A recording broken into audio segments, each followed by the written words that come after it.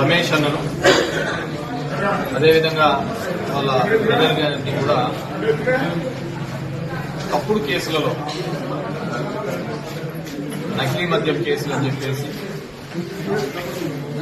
ఈ ప్రభుత్వం వచ్చిన తర్వాత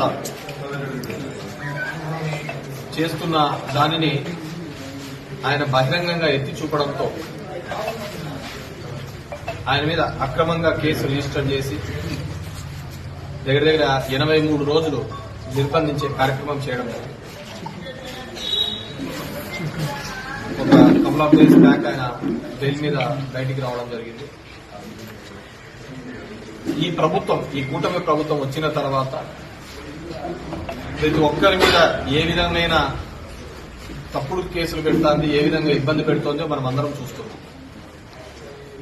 ఆ రోజు జరిగిన సంఘటనలో హాస్పిటల్లోకి కుటుంబ సభ్యులందరూ పోయినప్పుడు కూడా అక్కడ ఏదో డ్యామేజ్ చేశారని తిరిగి కుటుంబ సభ్యుల మీద కూడా కేసులు రిజిస్టర్ చేసిన సందర్భం. ఇవే కాదు, ఓవరాల్ గా కూడా రాష్ట్రంలో లా అండ్ ఆర్డర్ పరిస్థితి, అక్రమ కేసుల పరిస్థితి ఏ విధంగా పెడుతున్నారని ప్రతి ఒక్కరు మర్డర్లు చేసిన వాళ్లకు, కొట్టిన వాళ్ళ మీద కేసులు లేకుండా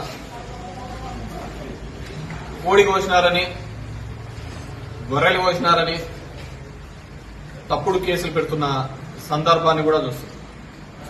ఈ ప్రభుత్వాన్ని గతంలో కూడా మేము చెప్పడం జరిగింది, కేసులు పెడతామని భయపడతారేమో కానీ ఇలా అక్రమంగా జైళ్లకు పంపిస్తే ఖచ్చితంగా 10 ఇంకా ఎక్కువగా పనిచేస్తారు.